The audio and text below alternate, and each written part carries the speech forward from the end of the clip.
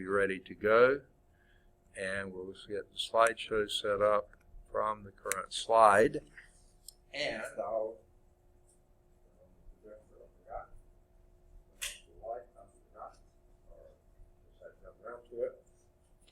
and as soon as that comes on, we are recording now. You just can't see what we're recording yet. But let me go through the last couple of announcements. I made one, but I wanted to make it again here. The last day to withdraw from a class for this term is Wednesday, the 30th, day after tomorrow. So if you do not, who I'm talking to, okay, if you cannot finish the course, it's much better to withdraw than to, get a bad grade, okay? Now, the one other option that is open to you is taking an incomplete. But know this about taking an incomplete. You have, I never have figured out exactly how long. I know it's at least 4 weeks, but it seems like it's more like 6 weeks into the next term to clear the incomplete, okay? That means you don't have till the end of the next term. Sometime, and it's an administrative function, and they seldom tell us, but sometime into the next term, if the incompletes aren't cleared, they automatically change the I's to F's, okay? So you can check with the registrar's office to find out what that date is. They seldom tell us. They don't put it on the calendar. I wish they would to let us know when that last day to clear an incomplete. So withdrawal does not hurt you academically at all, and incomplete doesn't hurt you directly academically at all. Here's what it does do. You can't register for the next course in the sequence, like 227, if you have an incomplete in 126. So, what's that? An incomplete. That means if you only had a little bit something to do and you didn't have time to finish it, it usually is involved with illnesses or things like this, but it doesn't have to be. I know when I was in grad school, I think it was, we had a big project that was part of the grade, and I don't remember why. Something had happened right at the end of the term. I wasn't able to finish the project. I asked the instructor if I could take an incomplete, and he said yes. And I came back the next week and was able to finish it and do it. Now, that was very short term. You do have up to, we've had people say a woman is pregnant and has early delivery right at the end of the term and has to be out. She has, 4 to 6 weeks, whatever it is in the next term, rather than having to withdraw from all her classes. If she can take an incomplete, she can come back and finish. I just gave that as an example because I've had that happen before.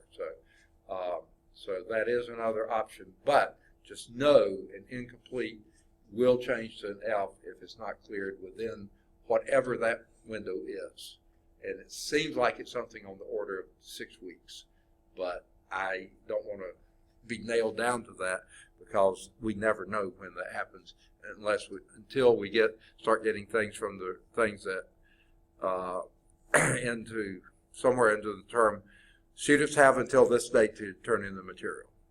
They just send it to us, and that's what we go by. Usually it's around 6 weeks, but it could be more or less. Okay. All right, that's one of the announcements I wanted to put on here. The second announcement is this. They have open student course evaluations now.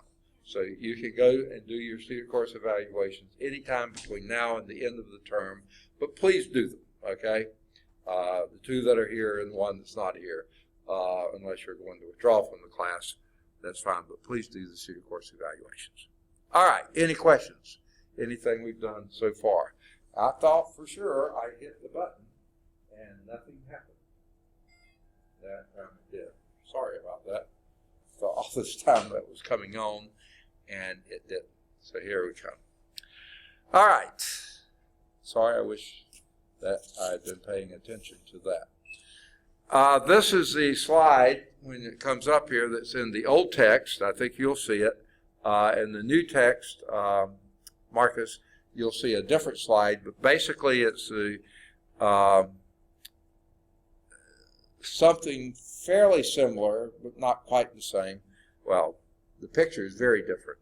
It says on the old text, this NASA simulation depicting the streamlines of the hot gases from the nozzles of a Harrier jet during vertical takeoff is based on a branch of mathematics called computational fluid dynamics.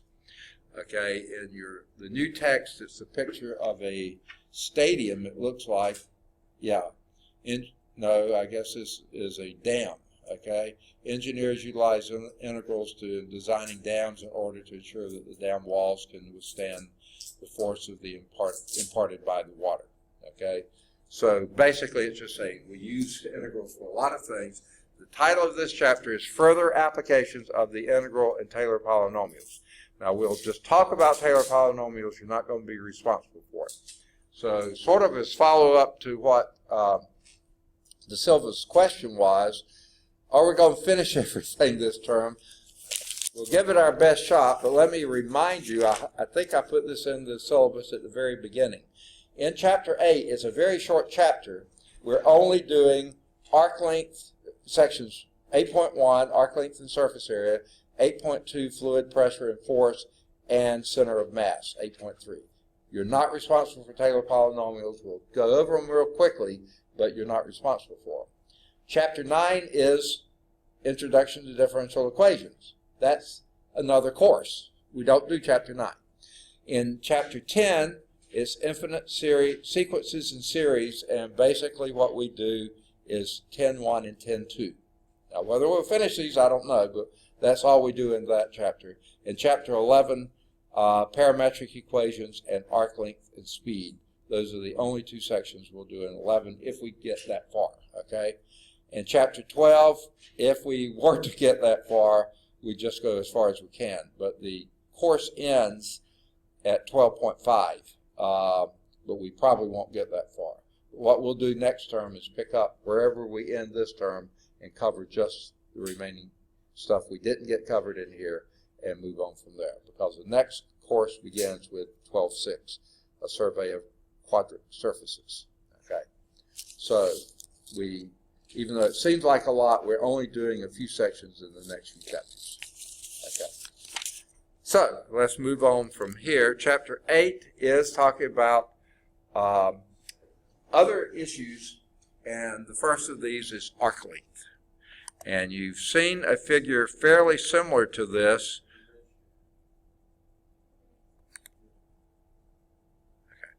Was there a question for me too? Or? Okay. Back when we introduced arc length in 2 dimensions,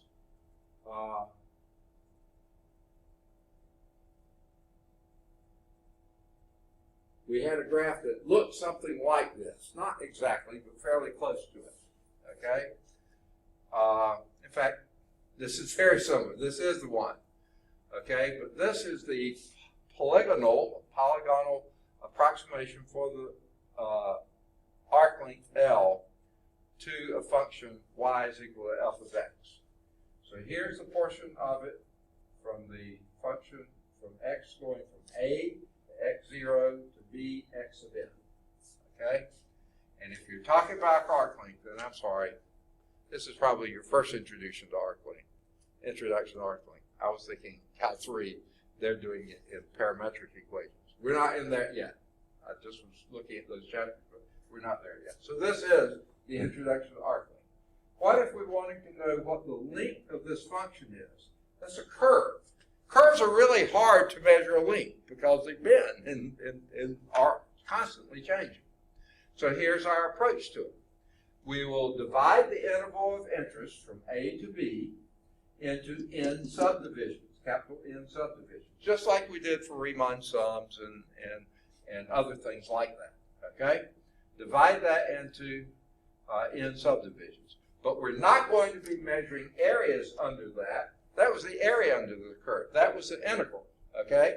What we're doing now is approximating the length of this. Well, if we set P0 to be that point where function y is equal to f of x, when you plug in x equal a, or you can call it x of 0, whatever you want to call it, that has a value p. You can plug in x equal 1. You divided this into n equal divisions. In the first division, plug that in. That gives you p1. That's the y value at that point. Okay? Well, this is the point. With this x value, that y value. Okay? Then x2 will be p2, and so on, until you get to the n, which would be p sub n, which is y is equal to f of b, or f of x of n. Those are the values there. Okay? Well, those are, if you then do, from this point to that point, the length of the line between those, you can do that, because you get the slope of the line multiplied by, you can figure that length, and that length, and that length, and each of the lengths as you go. Now, that's not going to be an exact answer, right?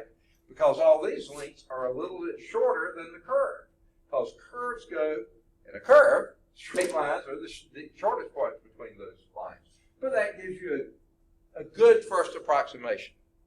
Well, then what you do is take smaller and smaller and smaller increments. In other words, larger and larger and larger ends until you've got something that's approaching that length. So that's your polygonal or polygonal approximation to the arc length of this function y is equal to f of x between x equal a and x equal b. So that's the approach. Well, I know y'all know what's going to come up when you take n going to 0. So your arc length is getting closer and closer to the polygonal approximation is getting closer and closer to that. So your L is going to be your limit of that, and that will be your arc length. So here is your formula for that. Now, they sort of pop this on you on the slides here. They do a little better description in the text, just a little bit. I wish, in fact, maybe they do have. Let me just see if this next slide is there.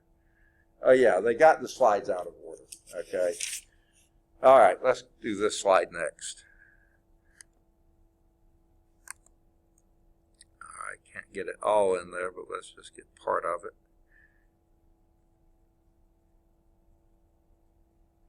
All right. This is what I was saying before. What if you took that, I think this is very similar to that first curve we had, but only do 3 divisions, n equal 3. Well, 3 equal divisions, here's a is equal to x of 0, here's b is equal to x of 3. So 1/3 of the way will be x of 1, another third of the way is x of 2, another. It doesn't look like they did equal thirds. It really doesn't matter. But anyway, these 3, obviously this curve, this approximation, that length plus this length plus that length, not going to be a good approximation, but it gives you at least an idea. Okay? So what if we go to 5? Okay, why are they choosing these? I don't know. But 5 increments. Well, now that same curve, identical blue curve here, that's the same curve, but then you do 5 increments, and now here's your P0 to P1, P2, P3, P4, and P5. Boy, that's a lot closer approximation than this is, right? So that's looking pretty good. Let's go to n equal 10, okay? In other words, we're going to put another point in between each of these points to get 10 interior points, and now your approximation really good here, really good there, still a little off there, pretty good there, little off there, good there, little off there, pretty good, pretty good. So you're getting much closer to that thing.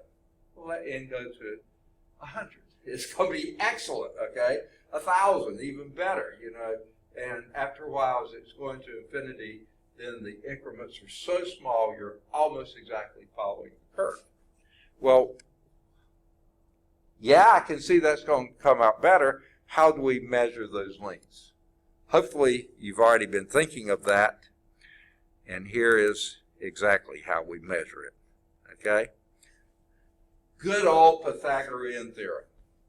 You knew that, right? The distance between any 2 points are the coordinates of this point, that, and the difference here squared plus the difference there squared is that squared, difference squared.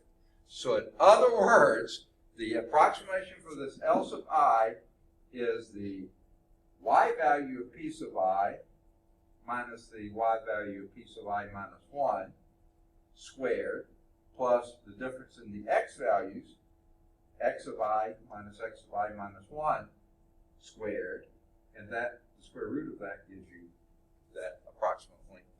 It's just good old Pythagorean theorem, okay? This is the differences in the functional values between pi minus 1 and pi. So that's f of x of I minus f of x of I minus 1. That's your y there. This is your difference in x is delta xi. X of I minus x of I minus 1. That's your delta of xy. That's your delta y there. So what we got then, and I think here they've got these so far out of order. Let's go back then. That gives you then this formula. Okay? Almost. Not quite. One more thing you have to do. Okay? Now, I probably should have done it before I blew it up, because now I have to shrink it again. But let's see. Yeah, my drawer is closed over my pen thing. Here we go. Okay, what we had, every one of those incremental links, let me get my pen activated. Okay. Sorry. Goodness, I feel like an eyelash went into my eye or something. Okay. The incremental link between these two values here, we said, was the square root of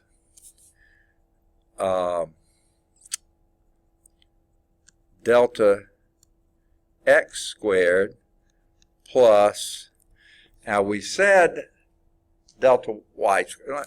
I'll go on and put it that way. Delta y squared. Right? That's sort of what we said it was. Okay? That is that length. Okay? I'm going to do something tricky here. I'm going to divide both of these by delta x squared. But at the same time, I'm going to multiply each of those, and that's under the square root, by the square root of delta x squared. Well, the square root of delta x squared would just be delta x, wouldn't it be? Okay? So I divided in the radical by a square root of delta x squared, and I multiplied on the outside by the square root. Well, what does this come? This gives you the square root of 1 plus, and what in the world is delta y squared over delta x? Or what is delta y over delta x? Especially if you let the delta x go to 0, that gives you your derivative, isn't it? dy dx. Deltas become d's. Okay? So this would then be dy dx times dx, especially if you take a limit and let the delta x approach 0, that becomes a dx. And that's the length between these two.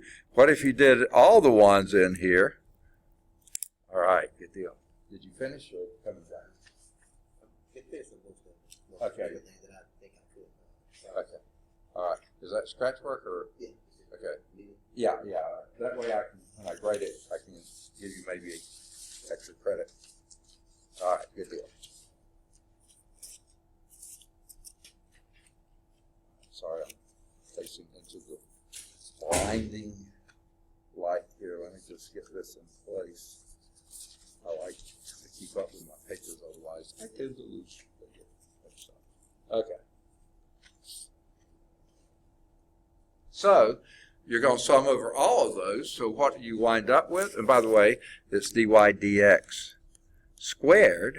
So what that gives you is your arc length, which we give, they give the symbol S. Now I think if you remember back into your trig, we called the arc length S. Remember when we were talking about arc length of a unit circle or anything else. So that's just a thing for arc length, is equal to the summation or the integral from A to B, this is the only part you're interested in of the square root of 1 plus f prime of x. Rather than using Leibniz notation, they use the prime notation squared. Ooh, I put that way too long, didn't I? Let me shorten that up a little bit. Dx. There it is. There is your definition, your theorem formula for the arc length. I'll blow it up some so it's a little easier to see. It'll have some of my chicken scratch in there too, but hopefully not too bad. Assume that, now here's the background for it, formula for the arc length. Assume that that first derivative exists, number one, exists, number two is continuous on the interval a to b. If not, there is no arc length, okay? You can't calculate it. Now what does it mean for f prime to exist? Okay? Another way to say that, it has to be a smooth curve. Because where the first derivative doesn't exist is when you have one derivative going here and suddenly it changes going there. So if you have a cusp, a corner, something else like that, first derivative is not going to be exist. Won't exist. But it also must be continuous. And that's sort of saying the same thing. If your first derivative as you're going here, say, is a plus 1, but then your first derivative going in this direction is a minus 1, no, it's not a continuous first derivative. So first, the first derivative must exist and also be continuous on that interval a to b. Because how in the world are you going to use this formula if you can't even calculate f prime? Okay? So then the arc length of S, if you have a continuous first derivative that exists everywhere on the interval, then the arc length is S is equal to the integral from a to b of the square root of 1 plus f prime squared dx. Okay? I actually prefer dy dx squared, but f prime is fine. Okay. So there is your theorem. Let's actually do it for, now we have to, here is, I think, example 1. Find the arc length S of the graph of f of x is equal to 1/12 x cubed. You might say, what a weird function, plus x to the minus 1. Okay?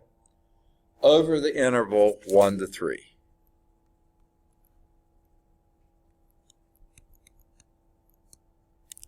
Okay? Now, in order to calculate the arc length, what do you got to know? You're given the function f, what do you got to know? Derivative of that. So we'll call it f prime since that's what the notation they're using.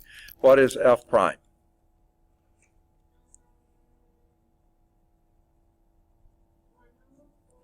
One over 4 squared minus x to the minus 2. Okay, very good. That is exactly correct. What do we know has to be true about that derivative? In order to find the arc length of that function, the derivative has to exist and be continuous. Now, if I wrote that slightly differently, though this is the better form to do it, but I'm going to, well, maybe not in this case. Going to write this slightly differently. X squared over 4, right? That's okay for the first term, right? Minus 1 over x squared. Would it be okay to say that? Where does that derivative not exist?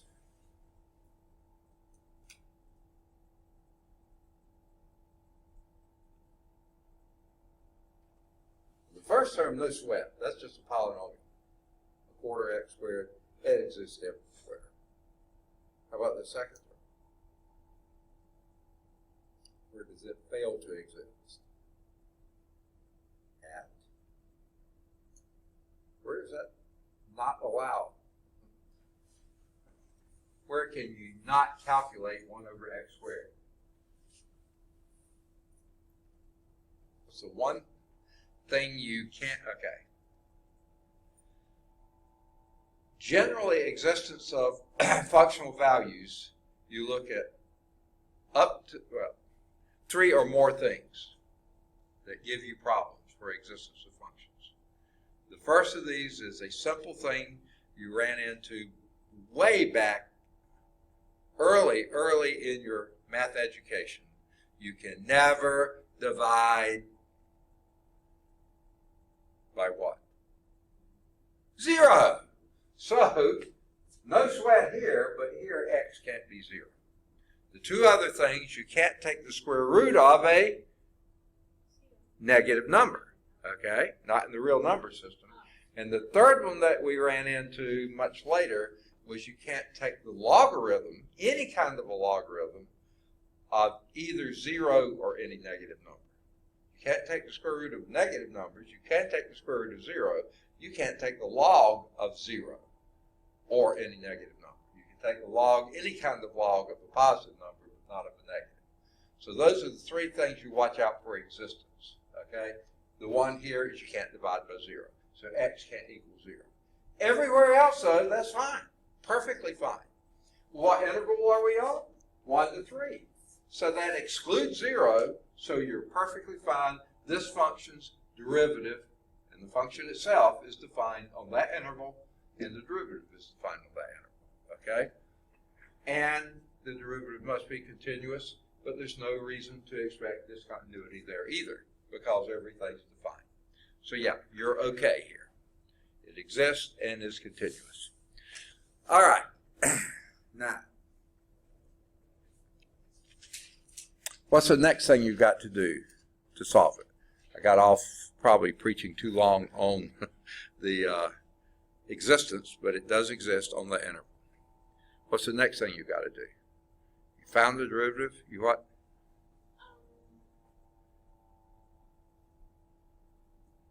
In the formula. So what do you do with that derivative once you got it?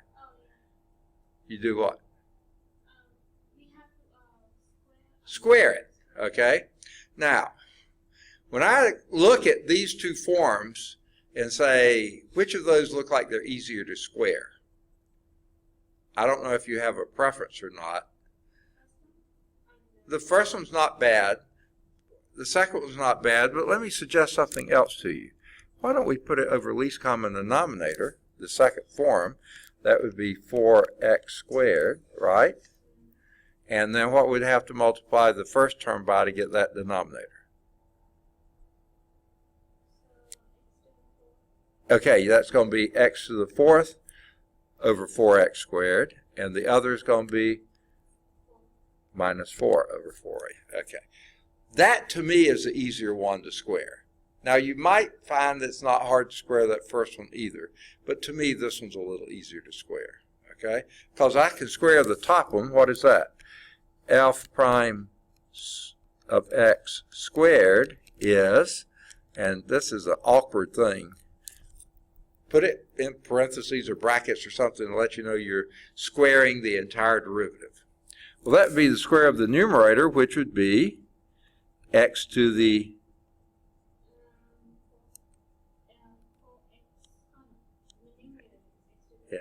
x to the 8th minus 8x to the 4th, twice the product of the two, right? Squaring that binomial. Okay. You're squaring this thing, okay? That would be x to the 4th minus 4 times x to the 4th minus 4. These two give you x to the 8th. These two give you minus 4x fourth, another minus 4x fourth, that's minus 8x fourth, and then the last one gives you plus 16, right? Divided by square the denominator, and what does that give you?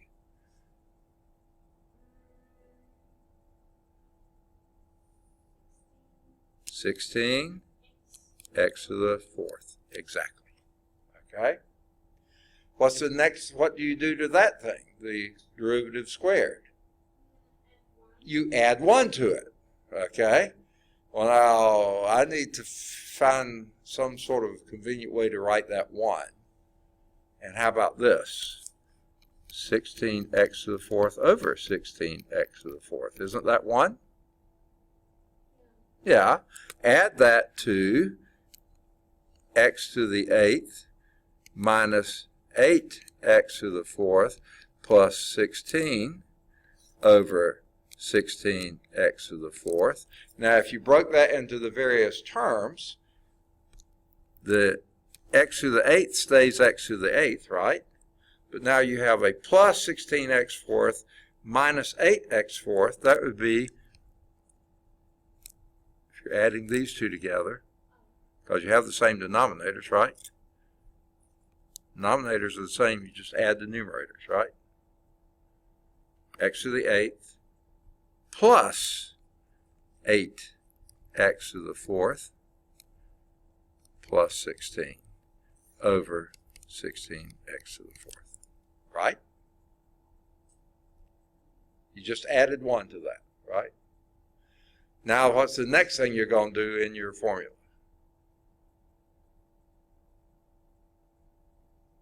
So we just add the 1 to the... Yeah, right. I mean, you can do it however you wanted to. You can write this as x to the 8th over 16x to the fourth minus 8 x to the fourth over 16x to the fourth plus 16 over x to the 8th, 16x to the fourth.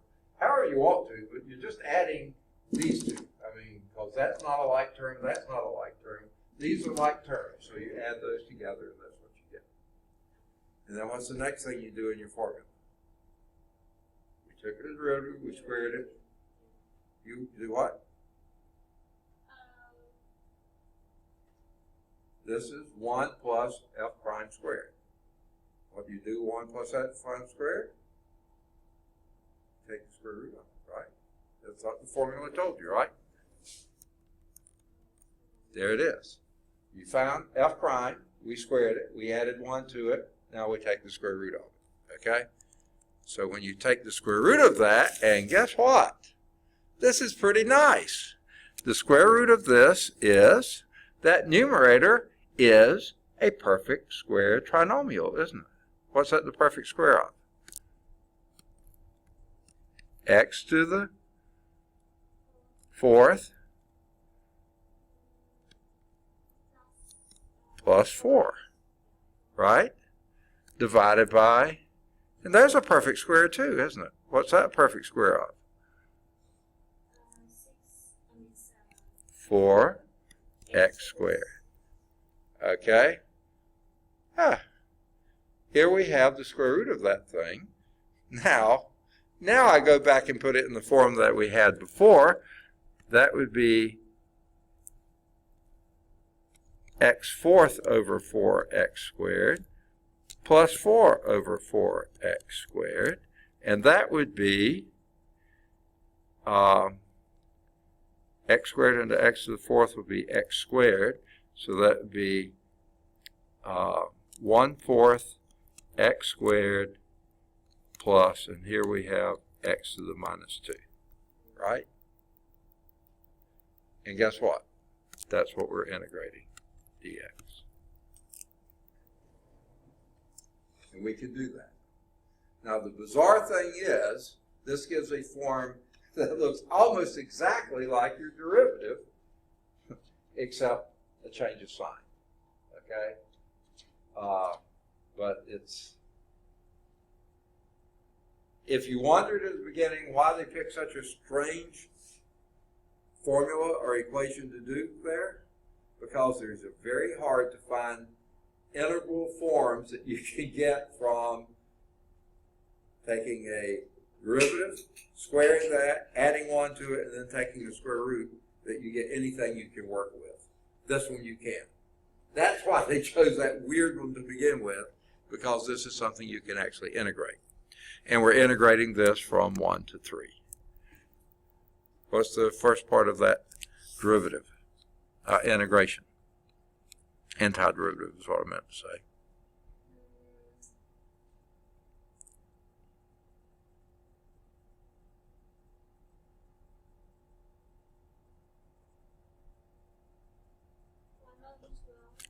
One over 12, perfect. X cubed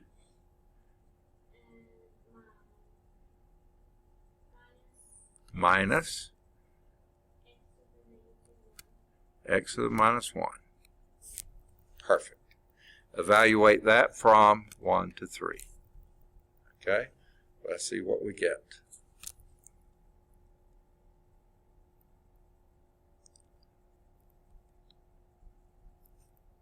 What does that give you?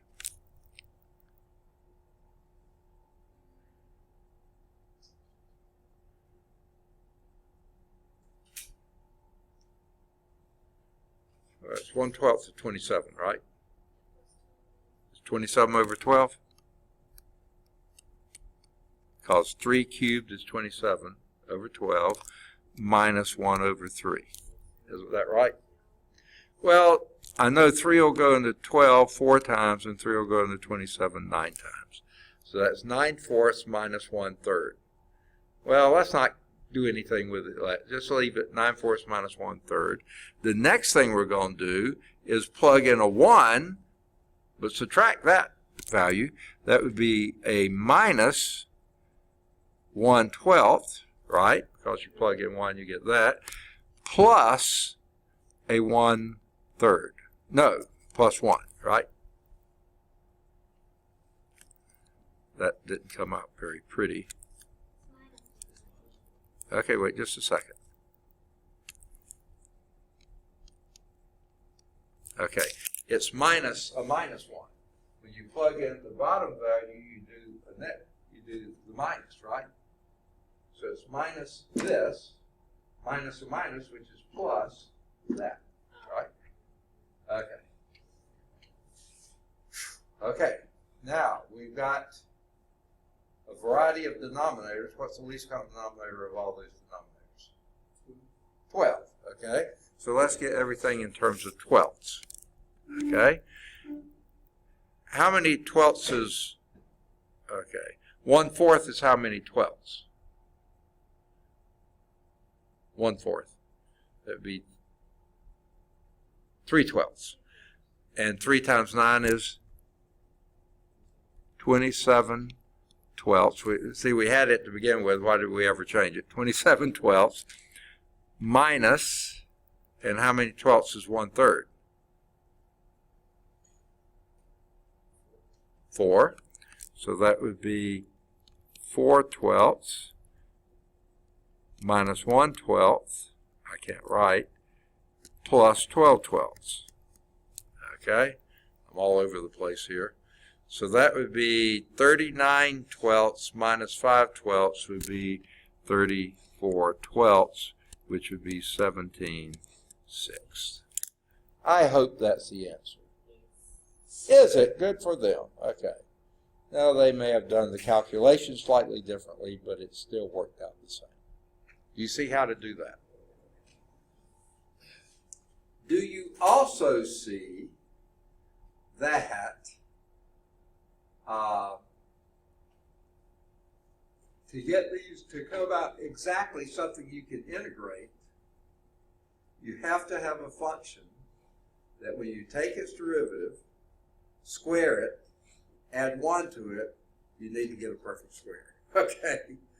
Otherwise, you're going to have some really weird form, and hopefully one of those trig substitutions or something else may enable you to do it. Otherwise, you're going to be doing numerical integration. Okay? Because these are not easy to get. Okay? They sometimes are very hard to come up with functions that you can do that particular set of things to. Taking a derivative of it, squaring that, adding 1 to it, and then taking the square root. To have that be something you can integrate, good luck. Okay? That's why they gave you a sort of a hard one to begin with.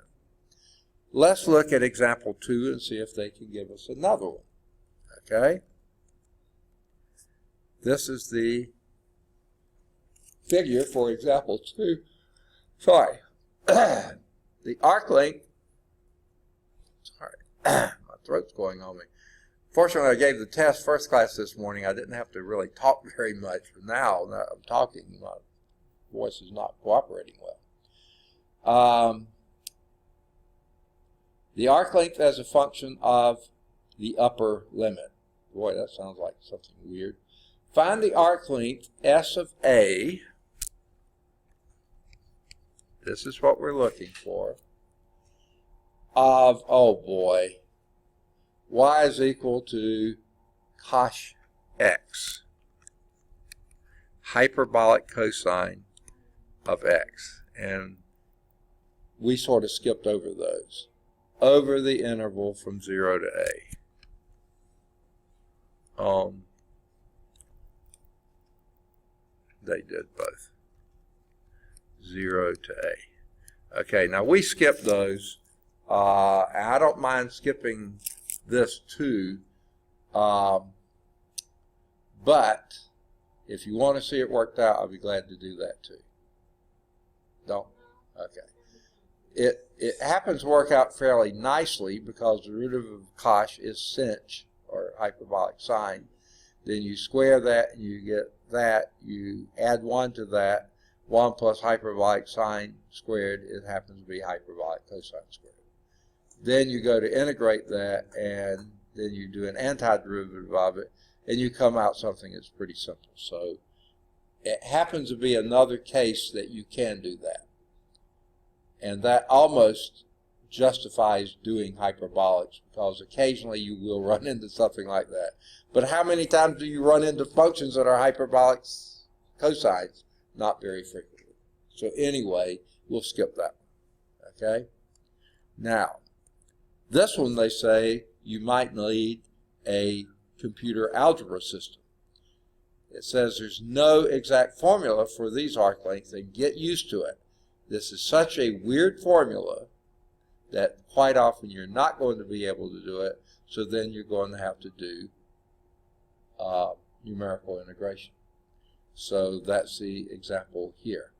Approximate the length S of y is equal to sine x. There it is. I'm going to blow it up just for the moment. When I go to write on it, it's going to have to shrink down again. But here it is, y is equal to sine x. Okay? But you're only doing this from 0 to pi halves, right? 0 to pi. 0 to pi. And it says use Simpson's rule with n equals 6. So now, sorry, we have to go back and do our n is equal to 6. Well, the first thing we do, they've already done it for us. You split that interval from 0 to pi into 6 equal pieces. Well, that's going to be pi 6, pi thirds, pi halves, 2/3 pi, and pi 6 pi, and then pi. So there are your values. Okay? Remember with Simpson's rule, you've got to have an even number. And we have it. N is equal to 6. Okay? One of the next things you've got to do is calculate the value for the function in each one of those places. Remember that? And fortunately, this is something that's fairly easy to do. Do you remember what sine, whoops, I'm going to have to shrink back down. And, yeah. Do you remember what the sine of pi 6 is?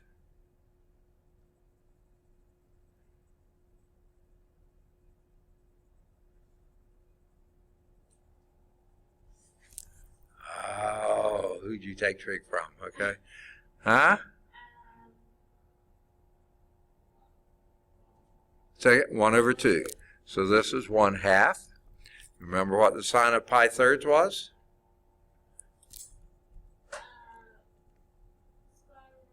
Square root of 3 over 2. How about this sine of pi halves? 1. Very good. How about 2/3 pi?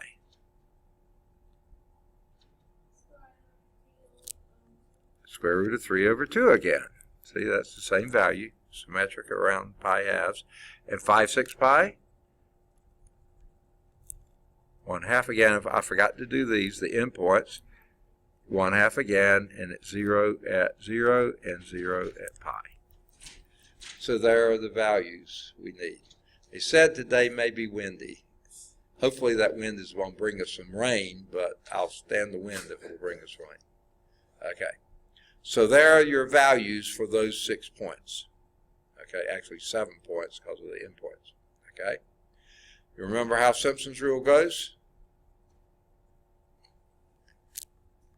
S sub 6, that's Simpson's rule with 6n equals 6, is equal to, it had a fraction in front. Seems like to me it was 1/12, wasn't it? Was it? All right, 1/12. Ooh. Screen is sensitive. Okay. So that's going to be 1/12. And then I believe you divided by delta x, didn't you? What was our delta x here?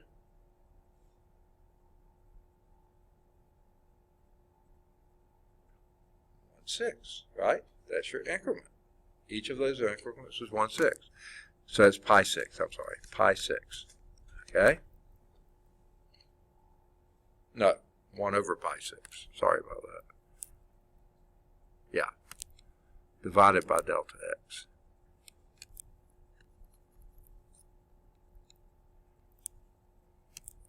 Okay, how can I write that? That would be 6 over pi, wouldn't it be? If you need to, go back and find Simpson's rule. It's not that far back there. What was that, the end of chapter? Well, it was techniques of integration, wasn't it? It's numerical integration. That's your 7, 8, was it? In your book, maybe 7, 7. No. Later. Numeric 7, 9 in your book, 7, 8. Simpson's rule. There it is. About page 435, 436. The rule is on 430. No. Yeah, there it is. 438 in my book. Okay. It's 1/3. It wasn't 1/12. It's 1/3. You're guiding me wrong, weren't you? Okay. 1/3.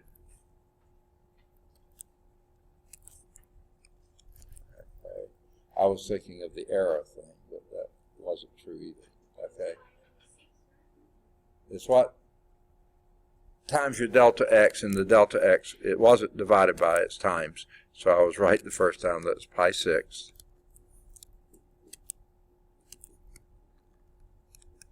Okay. Got it right now. Okay. And then we do the summation of all those values. Okay. Keeping in mind what our coefficients are. Remember, your coefficient for the n ones are 1. Then it's 4, 2, 4, 2, 4. Remember, that's the pattern we have. Okay? So that 1 times 0 is 0. Okay? Got that one. Half of 4 is 2. Plus the square root of 3. 2 times root 3 over 2 is that. Plus 4. Plus square root of 3 again. Plus 2. And plus a 0. Okay? Well, that's not going to be too awfully hard to do. This is going to be pi over 18 times, that would be 8 plus 2 root 3. Okay? Now you can make life a little easier by dividing out a 2 and make that 9. That's 4 plus root 3. So it's pi 9ths times 4 plus root 3. I didn't have to use brackets. So I could use, okay? So if you'll plug that into your calculator, see what you get.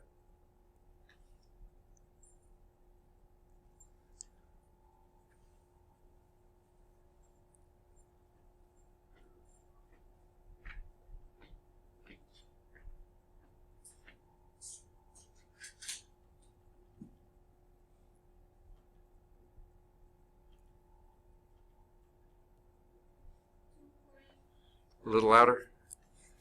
What'd you say?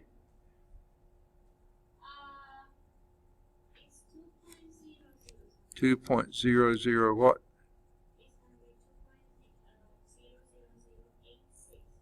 It's going to be 0.86. Wow, that looks pretty close to 2, doesn't it? All right. Is that just circumstance, or is there some reason? Say again? Oh, wait, I'm looking at the wrong one. They got the 3.82. Okay, did you do all this that we did? Now, how did they get off so badly?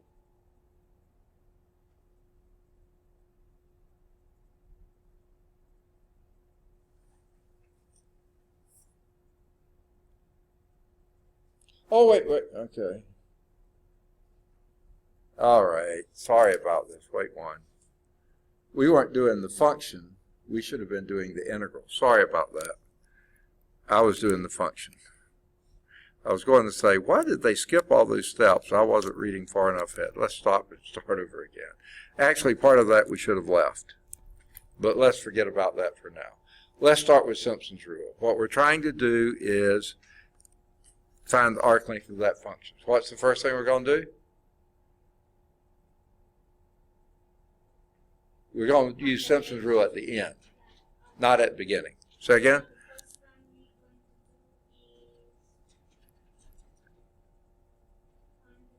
Find the derivative.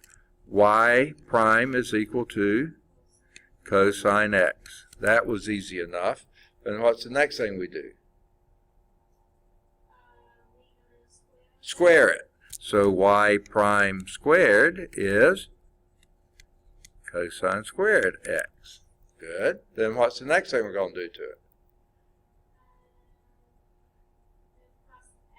Add 1 to it. So we'll get 1 plus cosine squared x. And then what?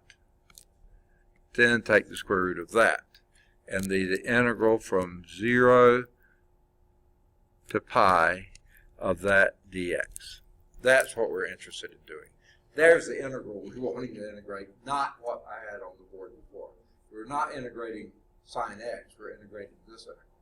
And you're going to use Simpson's rule to try to approximate that. Now, time out just a minute. Doesn't that look sort of familiar? Don't we have a form in the back of the book that does that? This one we could use it because we do have that form. That's the 1 plus square root of 1 plus u squared. That's going to be the forms. In fact, number 84 is it exactly, isn't it? Now, these are indefinite integrals. We're going to make it a definite integral.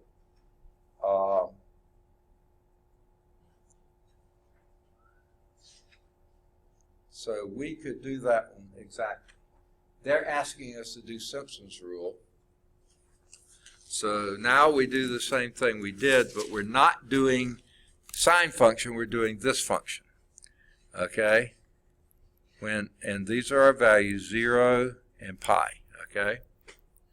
Now, what you've got to do here for Simpson's rule, we got our 6 divisions here, so that Simpson's rule 6 is equal to 1/3 delta x is pi 6, just like before. But now what we do is do the value here. Now this is going to take a little more work. Okay? We're not doing sine, so don't let sine throw you off here. Cosine of 0 is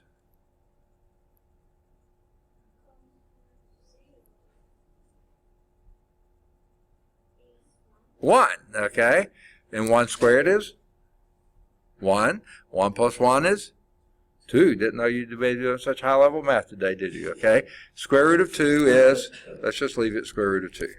Okay? Plus, hey, you're here for the next class, right? Okay. You're welcome to sit in or do whatever. What time is it anyway? I don't have a watch. Huh? Okay, and the next class starts at 11.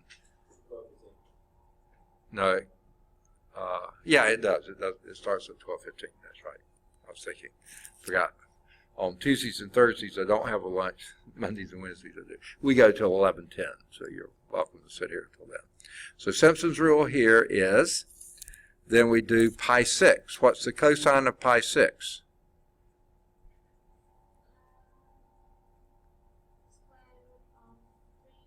Square root of 3 over 2. Square that, and you get 4. And 1 plus that would be 1.75, right? That one wasn't too bad. Okay, go to the next one. Pi thirds. What's the cosine of pi thirds? 1/2. Square that and you get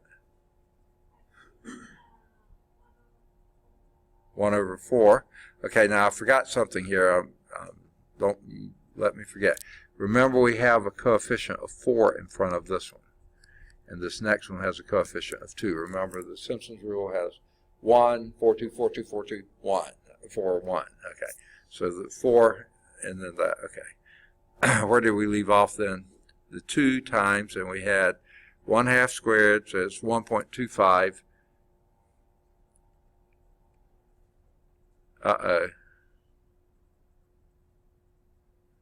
It's the square root of 1.75, wasn't it? That's what we're integrating, not the function, but the square root of that function. So this one was 1.25, so it's the square root of 1.25. Okay? And actually there are better ways to write that. Let me write that in a little bit nicer way. Okay? Okay, first let me get my 4 written where it needed to be. 4. Okay, let's do it a little bit better. Okay, we had 3/4, and 1 plus 3/4 was 7/4, right? Yeah. Wait. Yeah. 7/4, and the square root of 7/4 would be the square root of 7 over 2. That'll be a little bit nicer way to write this, I think. Okay, let's do the same thing for the next one.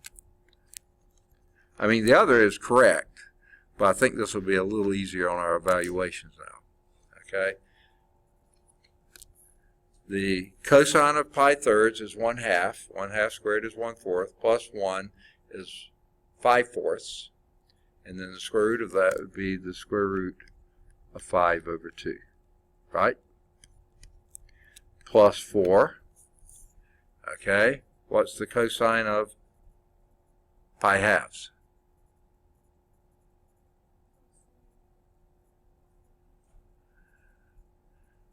1. No, it's not 1. 0. Okay, 0. 0 plus 1 is, or what? 0 squared is 0. Plus 1 is 1. Square root of 1 is 1. So we just got 4. Okay. Plus 2, okay? Here's where things finally start picking up again. This is going to be just like the previous one. The cosine of 2/3 pi is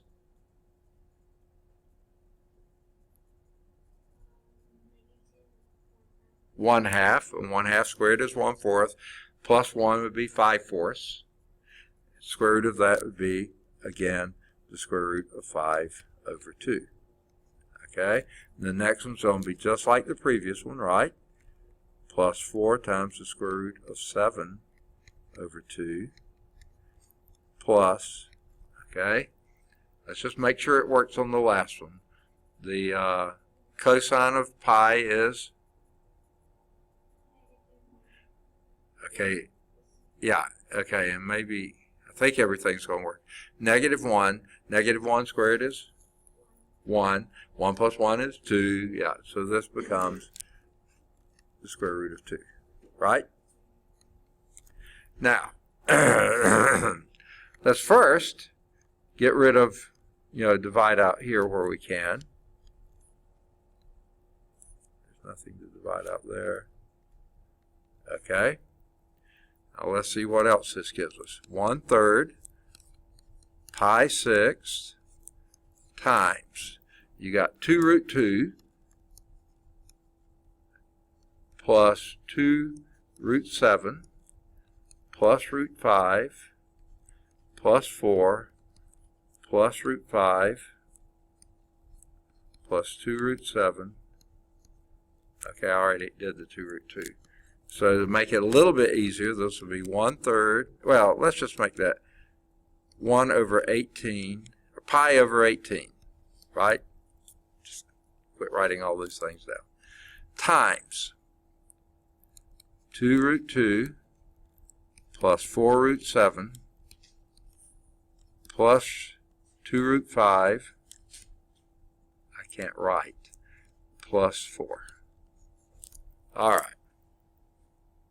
Do that one and see what you get. Huh? We have the same answer. Same answer they do in the book. Okay? And that is 3.82. It's 3.819. Okay, they rounded it to 3.82. Okay. Now, did they go back and do the computer algebra system yields a more accurate approximation, 3.820198. Guess what? I'm pretty happy with 3.82. I usually can't get much better than that. So yeah, that's a pretty good approximation. Okay. Now, we were going back, and I was suggesting that we look at the in the back. Yeah, that's still not going to be very handy. We're looking for the square root of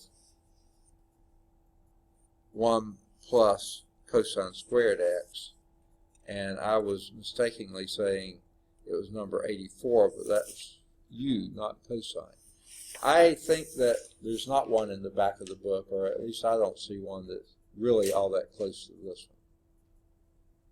So no, I say not. There is no really good approximation in the back. Okay, so that's as good as we can do. And that came out pretty well with just n equals 6. To 3 digits, you're on the money. Okay. Now, and they say the integral cannot be evaluated explicitly. And guess what? For a lot of these arc length problems, you will not be able to calculate them explicitly. So get ready to use Simpson's rule or something like that. That's the best we got so far. Now, moving on to the next item. So now we've got an arc length. What happens if we take that arc length and revolve that arc around an axis? Oh boy, we've done sort of this stuff before, haven't we? Now we get a surface area, and that's exactly what we're doing here. The surface obtained by revolving this y is equal to f of x around the x-axis here, and we're going to get a surface area. We're not doing a volume here, we're just looking at that line revolved around there. Okay? The surface area obtained by revolving y is equal to f of x around that. Looks like a megaphone, doesn't it? Okay? And that's what we're dealing with here. Okay? Now, I hope you can sort of take a look at that and say, hey, that is just take any little increment here and circle that around this, so your alpha of x becomes your radius there, and the distance you travel is 2 pi r. Okay, so whatever your alpha of a is, that gives you the value up here. 2 pi that gives you the surface area around there. Sum all of those up, and you're dealing with delta x's then, which is pretty close to your delta s. So there are some other things to consider, but that's basically the approach we're going to take. Okay? It'll almost make you think you're making pottery here, okay? You are revolving a shape around an axis, which is basically what a potter does on a wheel. You mold that shape around the axis, okay? So here we're going to rotate this polygonal or polygonal approximation around, and we're going to do these little truncated cones here. Okay.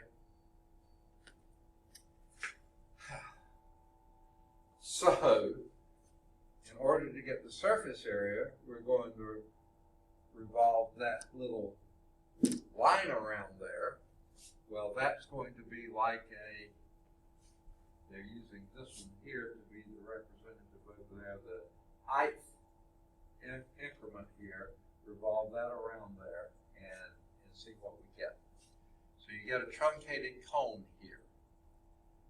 Frankly, I don't go around memorizing the areas of truncated cones, okay? But you could if you wanted to. It's not that bad of a thing to work out. But here you have a delta x of I, and you have a length here, L sub I. That's the polygonal approximation of that there. And revolving that around the axis of the x-axis here, and that would be alpha sub x minus 1 up here and alpha of x I here. So that gives you your truncated cone. Now,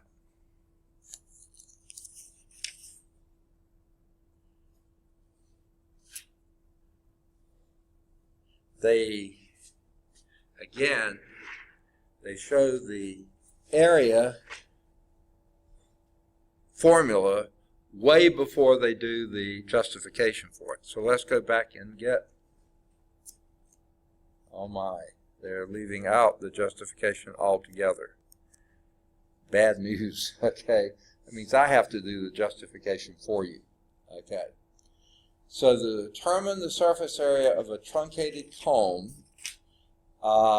we first consider a circular cone of radius r, okay, and a slant length of L, okay?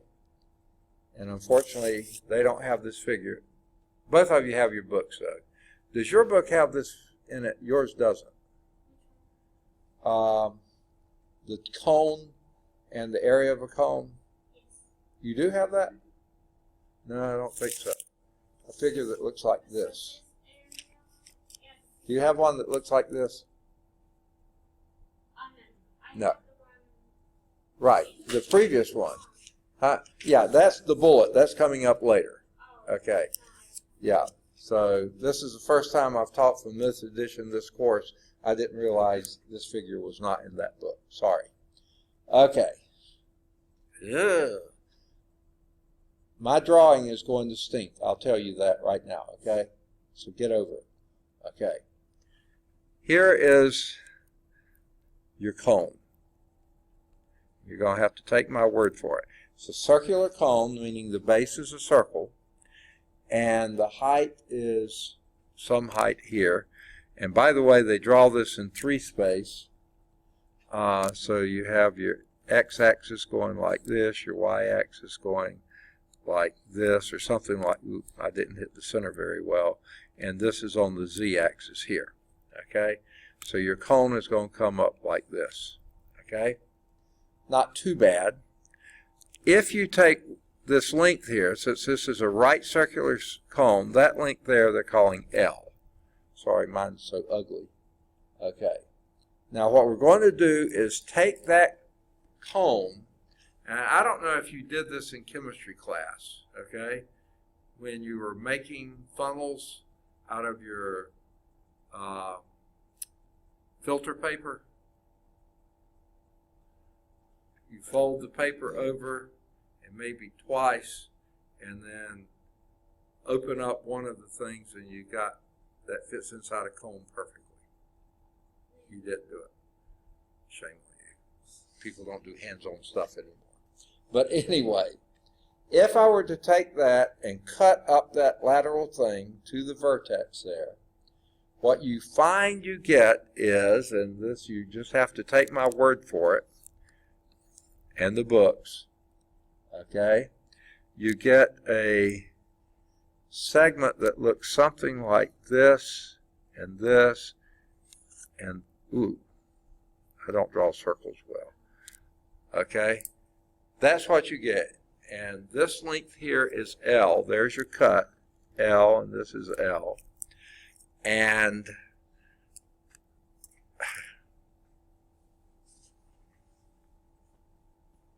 I wish I had a paper comb here. I wonder, something like a coffee filter, except those usually have a straight thing. If you had a perfectly conical coffee filter, have you seen those? I can't recall.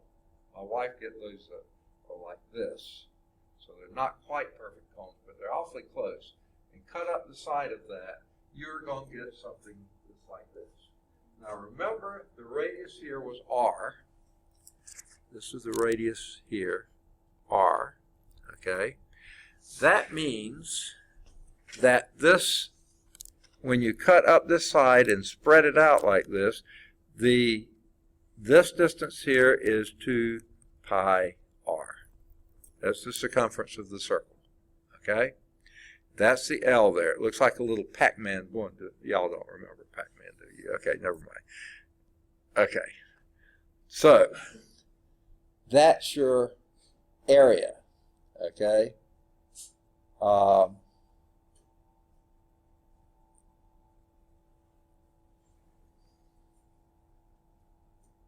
We first consider the circular cone of radius r, slant length L, as in this figure that I've tried to draw here. Cutting it open along the green line above, flatten it out. You obtain this, and it shows this sector is a fraction of the entire circle determined by the fraction of the entire circumference which it corresponds. So here's what they're saying. The ratio of 2 pi r, that's this portion here, to the 2 pi l. Where did they get that?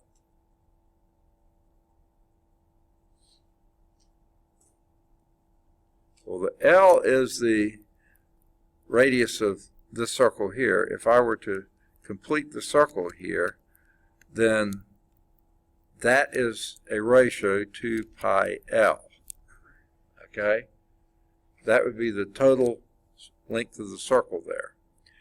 Well, the area here, that's what we're really interested in, is proportional to the square of those things. Okay? So pi l squared would be the total area. Give me a color. What color you want this other part to be? Pick a different color other than black. I don't care. Light green. Light green. Okay, we'll pick this. All right. Now, okay. The area of that, the light green area of the circle there is pi l squared. Would you buy that? The radius of that circle is L. Okay. Now, the portion of this, the black portion here, is the ratio that the 2 pi r portion is to 2 pi l, which would be the whole circle there. So you then multiply this by pi l squared. Okay? Well, just to make this simple, the 2 pi's go out, one of the l's go out, and what do you have left?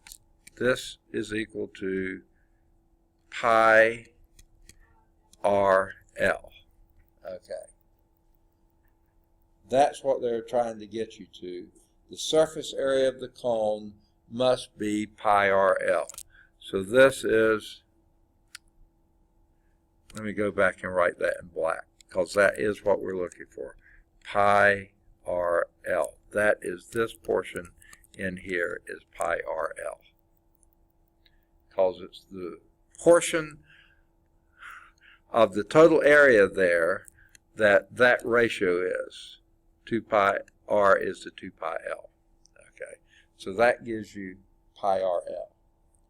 Now, that's the surface area of an entire cone, but what if we're going to truncate the cone? Okay? Okay? So we're going to chop off part of the cone. You want to go back to green or something else? What other else you want? Pick another color. Pick a color. Blue, light or dark? Light blue. Okay. Let's truncate this cone up here. We're only going to take the part down here. Going to cut off that top end there. Okay. Now, let's go back and define our parameters again. Now this is going to be R1 at the bottom, and the blue one up there is going to be R2. So this is going to be R2. Okay? Now, when you cut that off there, this truncated portion here is going to be L1, okay? And the whole portion is going to be L. Let me make sure they got that right.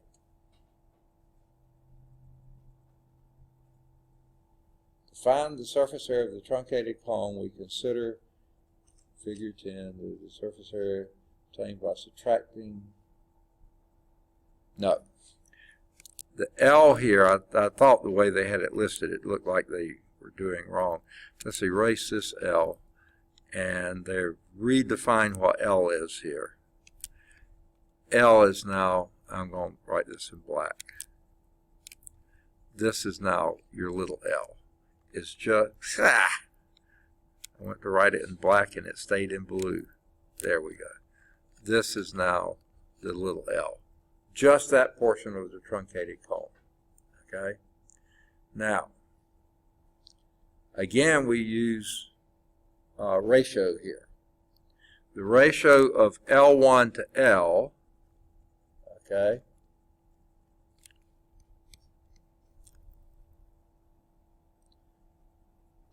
is, no, L1 to R1. Sorry about that. I thought this doesn't make any sense to do it that way.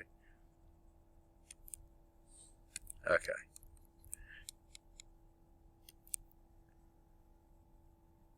Okay. L1 to R1. Okay. The ratio of this light blue L1 to the little radius R, that's an R. No, I said, I labeled them backwards. This is R1, this is R2. Sorry, I wasn't paying attention. L1 is to R1, those two, as the total length here, which is L1 plus L. There's a reason there's naming L so differently here, is to R2. That is the proportion. Okay. Same cone, the upper lateral length is to the smaller R1 as the total lateral length, which is L1 plus L, to the R2 at the bottom. Okay, that ratio at the bottom. And okay, now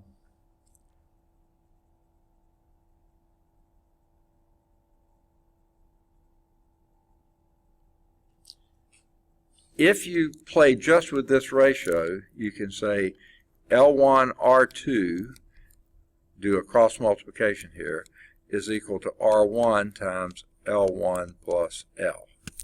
Okay? You might say, why are we doing this? Well, it'll come clear, I hope, in a minute.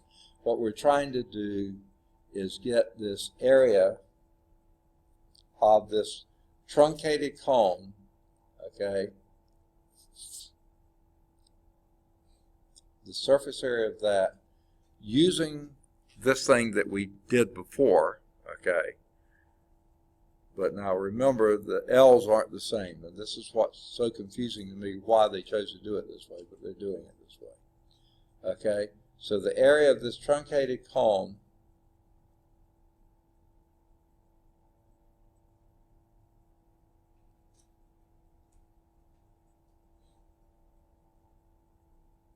okay.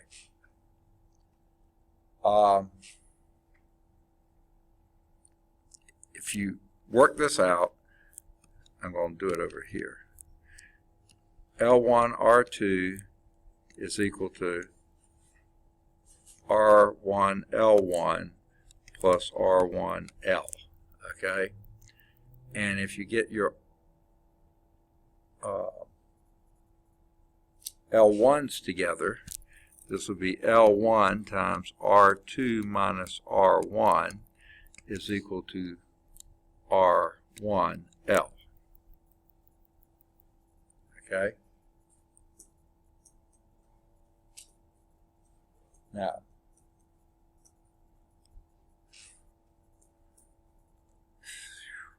okay.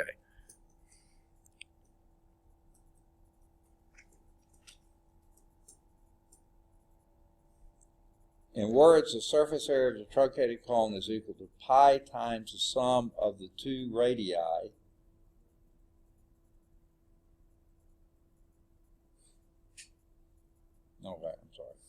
So the surface area of the truncated cone is given by, and here they just throw this in, A is equal to pi R2L, okay? Now what is that? From what we had before, that was the area of your entire cone here. The R2 is now the base there, and the truncated part is R2L, okay? Plus, and they put another pi in there, okay? What they did here, if you want to do,